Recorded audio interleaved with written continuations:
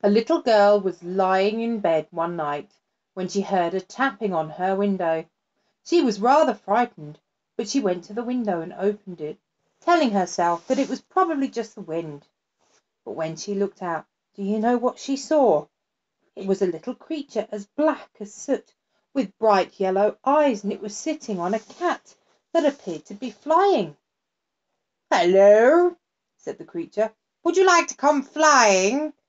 "Yes, please," said the little girl, and she climbed out of the window and onto the cat, and off they flew. "Hold on tight," said the creature. "Where are we going?" asked the little girl.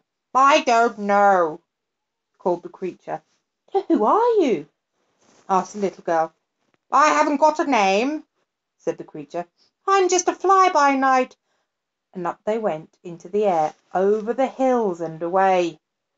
The little girl looked around her at the bright moon and the stars that seemed to wink at her and chuckle to themselves. Then she looked down at the black world below her, and she was suddenly frightened again and said, "How will we find our way back?" "Oh, don't worry about that," cried the fly-by-night. "What does it matter?" And he leant on the cat's whiskers, and down they swooped towards the earth. "But I must be able to get home," cried the little girl. "My mother and father will wonder where I am." "Oh, poop-de-doo!" cried the fly-by-night, and he pulled back on the cat's whiskers, and up they soared, up and up into the stars again, and all the stars were humming in rhythm. "Boodle-dee-dum, boodle-dee-dee, isn't it great to be a star?" And all the stars had hands, and they started clapping together in unison. Then suddenly the moon opened its mouth and sang in a loud booming voice, "I'm just the moon, but that's fine by me, as long as I hear that boodle-dum-dee." And the cat opened its mouth wide and sang, "Whee!" And they looped-de-loop and turned circles to the rhythm of the stars. But the little girl started to cry and said, "Oh, please, I want to go home." "Oh, no, you don't," cried the fly-by-night, and took the cat straight up as fast as they could, and the stars seemed to flash past them like silver darts. "Please," cried the little girl, "take me back." "Spoil sport," yelled the fly-by-night, and he stopped the cat dead, and then tipped it over, and down they swooped, so fast that they left their stomachs behind them at the top and landed on a silent hill. "Here you are," said the fly-by-night. "But this isn't my home," said the little girl, looking around at the dark, lonely countryside. "Oh, it'll be around here somewhere, I expect," said the fly-by-night. "But we've come miles and miles from my home," cried the little girl.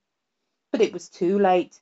The fly-by-night had pulled back on the cat's whiskers, and away he soared up into the night sky, and at last the little girl saw of him was a black shape silhouetted against the moon. The little girl shivered and looked around her, wondering if there were any wild animals about. "Which way should I go?" she wondered.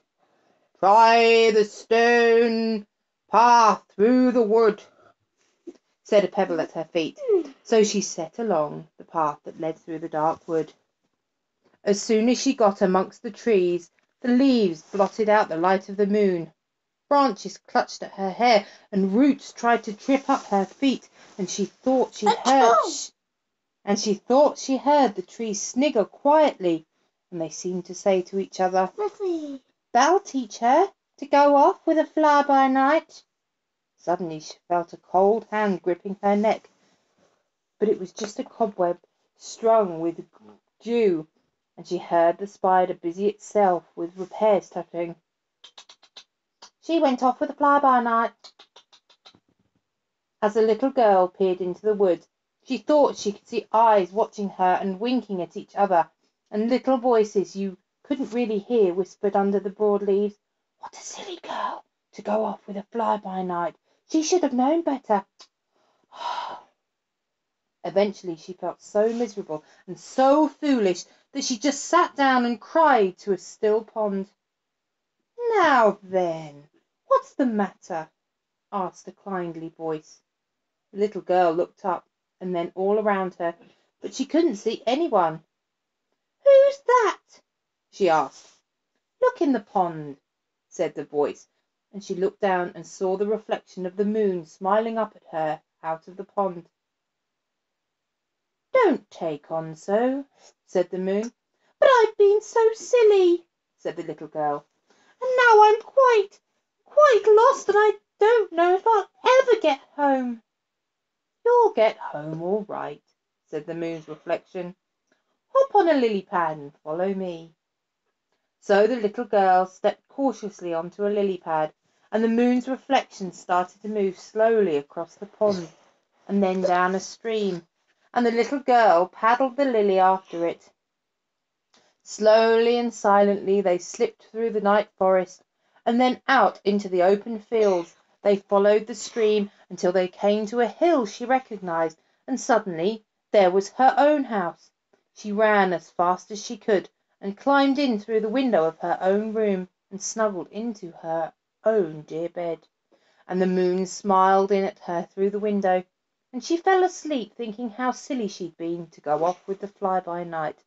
But somewhere deep down inside her, she half hoped she'd hear another tap on her window one day and find another fly-by-night offering her a ride on its flying cat. But she never did.